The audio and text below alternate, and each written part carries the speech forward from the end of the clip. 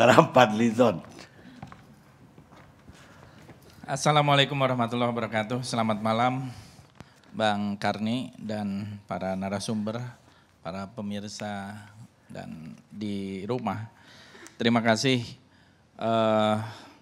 Saya kira diskusi kita kali ini memang sedikit kehilangan momentum gitu ya. Karena sudah ada keputusan tadi dari pihak pemerintah untuk menunda pembicaraan tentang RUU ini.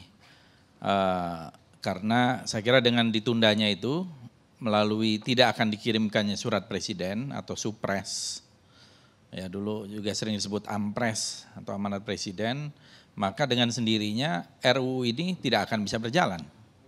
Jadi rest in peace untuk sementara gitu ya. Jadi udah Pingsan aja. Pingsan. Tetapi judul yang disampaikan di dalam ILC ini saya kira menarik untuk kita bahas sehingga nanti kalau yang pingsan ini bangun lagi ya ini bisa akan membuat satu perdebatan diskursus baru. Dan saya kira memang terlalu banyak kelemahan dari RUU yang disampaikan ini. Dari dasar berpikirnya, naskah akademiknya termasuk draftnya ya. Kelihatan dari draft ini RUU ini KW3 lah ya, kalau saya lihat itu.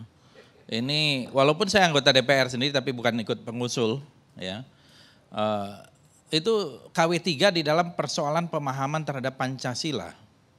Ya, tadi banyak dijelaskan tetapi menurut saya ngawur. Saya setuju dengan pendapat saudara Yudi Latif ini banyak ngawurnya gitu. Bagi orang-orang yang membaca baik sejarah maupun filosofi di belakang lahirnya Pancasila itu saya kira kengawuran itu begitu nyata ya. Dan itu ada di dalam pasal-pasal yang ada di dalamnya itu. Termasuk dari standing point dulu. Pertama adalah yang ingin saya sampaikan, Pancasila ini kan sesungguhnya alat pemersatu gitu ya.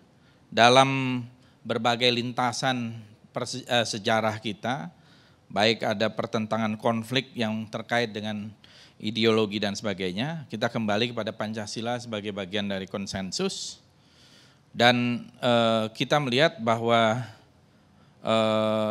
dengan diangkatnya RUU HIP ini justru Pancasila seolah-olah menjadi potensial konflik di masyarakat. Sudah ada penentangan dari ormas-ormas yang besar, yang mempunyai basis yang kuat di masyarakat. Begitu juga dari berbagai elemen, cendekiawan dan lain-lain.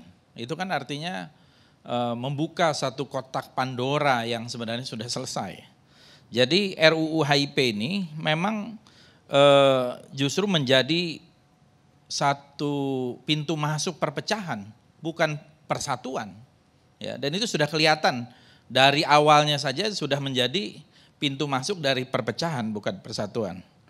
Kemudian apapun intensi awal dari penyusunan ini, sedikit banyak ini menurut saya banyak hal yang sebenarnya sudah selesai di masa lalu, kita buka lagi kotak Pandora itu, dan ini masalah yang sudah cukup lama sebenarnya.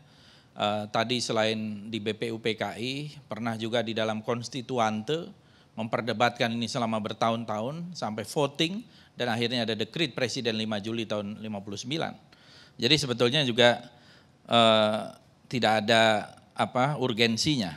Nah, menurut saya kalau kita bagi ada dua sumber masalah di sini. Ya, yang pertama adalah masalah sentimen politik, yang kedua adalah masalah substantif. Nah, masalah sentimen politik dulu. Kalau kita lihat masalah sentimen politik ini secara ceroboh ya, tadi saya kira sudah disampaikan juga, RUU HIP ini sudah mengabaikan TAP MPRS nomor 25 tahun 66 tentang pelarangan komunisme, pembubaran PKI dan lain-lain. Itu ya. Padahal ini adalah satu TAP MPRS yang sangat penting, apalagi berbicara dengan tentang sebuah ideologi. Karena kalau kita lihat di dalam TAP MPRS nomor 25 tahun 66, itu kalimat pembukanya saja di dalam poin-poin pertamanya itu menjelaskan faham dan ajaran komunisme bertentangan dengan Pancasila. Itu jelas, itu verbatim kira-kira seperti itu. Masa satu TAP MPRS yang tadi disebutkan oleh Saudara Basarah berlaku, tetapi tidak dicantumkan sebagai sebuah konsideran di dalam RUU HIP ini. Kita sama-sama tahulah bahwa perdebatan, meskipun saya tidak ikut berdebat di situ, tapi ada kolega-kolega yang berdebat di sana, termasuk mempersoalkan kenapa TAP MPRS ini tidak dimasukkan. Ini menimbulkan sebuah kecurigaan. Padahal ini adalah norma yang masih berlaku sampai sekarang, dan norma itu diperkuat lagi, dan juga bahkan sudah ada undang-undang nomor 27 tahun 99, kalau tidak salah, itu soal ideologi dan ajaran komunisme. Jadi ini tentu memancing sebuah kecurigaan, karena kita mempunyai satu muatan politik, terutama dengan komunisme yang memang selalu berusaha mengganti Pancasila sebagai ideologi. Jadi itu bedanya, jadi ingin mengganti Pancasila sebagai ideologi, karena dianggap dulu ya ideologi Pancasila itu oleh kaum komunis itu tidak revolusioner, enough gitu ya.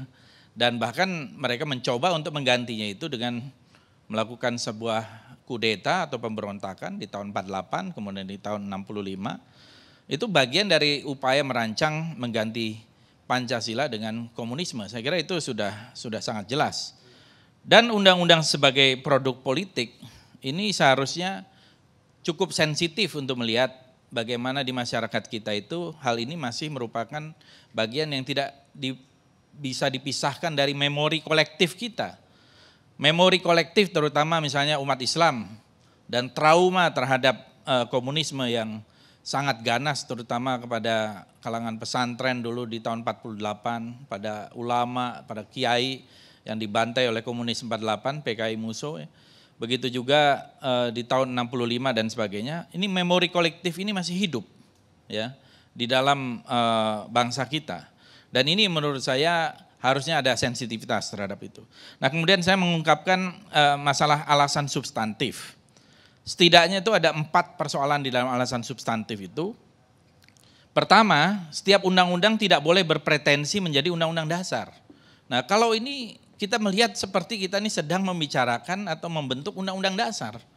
Ya, dari cara memulainya saja naskah RUU ini seperti kita mau membuat undang-undang dasar, padahal ini fatsun tentang pembuatan undang-undang kan harus mengikuti ke atas ya apa yang seharusnya menjadi tumpuan. Di sini kan kita tahu bahwa Pancasila itu yang tertinggi. Pancasila itu kan sumber dari segala sumber hukum, dulu itu disebut seperti itu sebagai dasar negara. Kemudian ada TAP MPRS, kemudian ada undang-undang dan seterusnya. Jadi kalau kita lihat dari naskah akademik ada nuansa mau merumuskan undang-undang dasar gitu. Padahal ini levelnya adalah undang-undang. Jadi berikutnya Pancasila sebagai dasar negara, sumber segala sumber hukum, dan ini tentu saja memberikan kekacauan logika di samping kekacauan di dalam persoalan tata urutan perundang-undangan. Jadi seharusnya Pancasila itu menginspirasi semua undang-undang, ini mau dikerangkeng untuk menjadi satu undang-undang, termasuk menurut saya memenjarakan Pancasila itu dengan satu interpretasi. Kelihatan di situ persoalan itu cukup banyak gitu ya. Yang ketiga misalnya gagal mau memisahkan antara wacana politik dan norma hukum yang sudah berlaku. Trisila dan Ekasila itu kan wacana yang tidak berlaku. Itu adalah bagian dari pidato Bung Karno tanggal 1 Juni 45 dan tidak pernah menjadi sebuah norma. Itu gagasan. Ada gagasan yang diterima dan ada gagasan yang waktu itu mungkin tidak masuk sebagai konsensus. Ya, termasuk Trisila dan Ekasila itu tidak pernah menjadi sebuah konsensus. Yang menjadi konsensus dan diakui sebagai sebuah norma adalah pembukaan Undang-Undang Dasar 1945 yang di dalamnya ada Pancasila dengan rumusan itu. Yang prosesnya cukup panjang. Sebenarnya kan bukan hanya Bung Karno yang pidato. Ada 3 tokoh besar di situ, yaitu Muhammad Yamin, kemudian Supomo dan Bung Karno. Muhammad Yamin justru yang mendahului tanggal 29 Mei, dan saya kira Muhammad Yamin merumuskan justru poin-poin penting dari 5 Pancasila itu mengenai pri ketuhanan, pri kerakyatan, pri kebangsaan, dan sebagainya. Ya, meskipun kita akhirnya mengakui, termasuk atas testamen Bung Hatta waktu itu yang diberikan kepada Pak Guntur ya, Soekarno Putra, ya bahwa yang melahirkan atau menggali Pancasila, Bung Karno juga tidak mengatakan yang melahirkan, tapi yang menggali Pancasila, karena ya Pancasila ini sudah ada di dalam masyarakat Indonesia, hanya sebagai penggali gitu. Jadi ditetapkanlah 1 Juni, itu adalah sebuah tanggal peringatan, tetapi yang diakui sebagai sebuah konsensus dan kemudian menjadi norma adalah Pancasila yang dirumuskan pada tanggal 18 Agustus tahun 45 itu.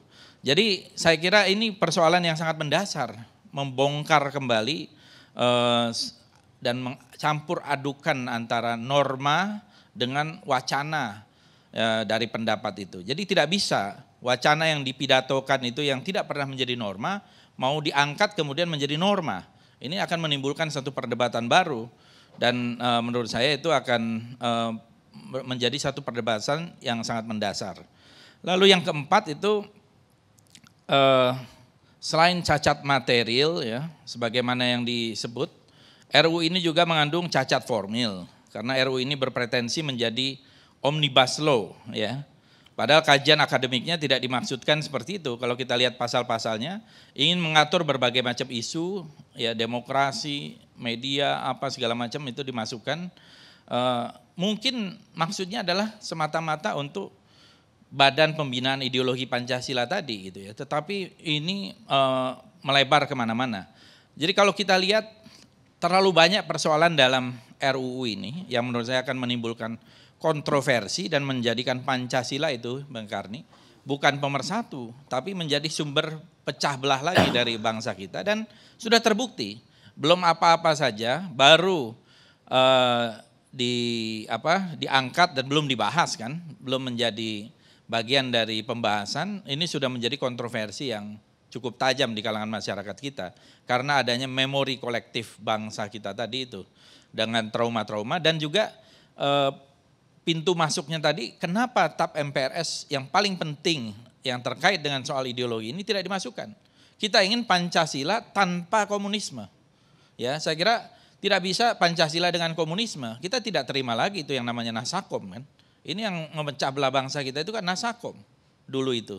Nasionalis, agama dan komunis mau dipaksakan bersatu. Ini kan seperti air dengan minyak gitu ya. Berusaha untuk disatukan. Itu memang terpisah dan berbeda gitu. Dan ini sudah pernah dicoba oleh Bung Karno dan gagal Bung Karno. Akhirnya bangsa kita terlibat di dalam sebuah pertumpahan darah. Ya gara-gara mau menyatukan antara air dengan minyak ini. Jadi harusnya Pancasila ya tanpa komunisme. Dan itu harus jelas tertuang di dalam konsideran itu. Tetapi kembali lagi, sebenarnya Pancasila sudah menjadi sumber hukum, sumber dari segala sumber hukum, untuk apalagi dikecilkan atau saya setuju dengan kata itu dilumpuhkan, dipenjarakan menjadi undang-undang dengan interpretasi yang sangat kental dengan kelompok-kelompok tertentu. Pancasila ini kata Bung Hatta, ini bukan jalan kiri dan bukan jalan kanan. Ini saya bawa bukunya Bung Hatta, 13 Januari 1966, judulnya Pancasila Jalan Lurus. Kata Bung Hatta, Pancasila ini bukan jalan kiri, bukan jalan kanan. Pancasila ini adalah jalan lurus. Ihdinas siratal mustaqim. Ya. Jadi ini adalah jalan lurus, kata Bung Hatta. Jadi jalan yang diridhoi oleh Tuhan Yang Maha Esa. Itu. Jadi dengan sendirinya ini buku ini dibuat oleh Bung Hatta dalam rangka untuk mengantisipasi, bukan mengantisipasi, mereaksi, merespon terhadap rencana kudeta PKI tahun 65. Ini dibuat Januari 1966. Dan Bung Hatta ini kan selain Bung Karno kan juga di proses BPU PKI itu. Di Panitia 9 juga menjadi wakil dari Ketua Panitia 9. Jadi kalau Bung Hatta bicara tentang Pancasila ya ini dari sumber-sumber orang pertama dan pelaku sejarah. Jadi tidak perlu diinterpretasikan lagi dengan muatan-muatan yang akan menimbulkan persoalan-persoalan baru, apalagi tidak ada urgensinya. Lebih bagus bicara yang lain lah. Oke. Ada pertanyaan saya. Kalaulah demikian adanya, kenapa Gerindra menerima di DPR, artinya ikut dalam pembahasan waktu sidang paripurna itu dan tidak menolak RUU ini. Ya, sebetulnya yang di dalam pembicaraan ini balik itu perdebatan Gerindra termasuk yang menginginkan TAP MPRS nomor 2566 ini dimasukkan. Saya kira cukup panjang itu perdebatan yang dilaporkan atau kepada partai ya, bahwa kita ingin tetap TAP MPRS nomor 25 itu dimasukkan. Tetapi namanya proses politik ya Bang Karni, artinya ini kan baru tahap awal. Tapi pada umumnya kita menolak sejumlah substansi dan itu akhirnya dimasukkan di dalam catatan-catatan. Nah, catatan-catatan itulah sebagai bagian dari penolakan. Dan memang di dalam keputusan belakangan ini di tengah pandemi COVID ya, memang kita sulit, agak terbatas terutama dengan Zoom meeting ini atau pertemuan virtual itu membuat keterbatasan di dalam komunikasi. Jadi kalau misalnya kita berada di paripurna, tidak bisa orang yang berada di dalam virtual itu untuk bicara dari situ. Jadi ada technicalities di situ, tapi pada dasarnya kita ingin mengoreksi dan ingin RUU ini sebetulnya tidak perlu menjadi bagian yang harus diprioritaskan. Tapi kalau pendapat saya pribadi sebaiknya RUU ini ya dicabut, tidak ada gunanya sama sekali. Ya, ini harus ditolak dan menurut saya ini mengerdilkan Pancasila. Baik, pemirsa kita rehat dulu sejenak.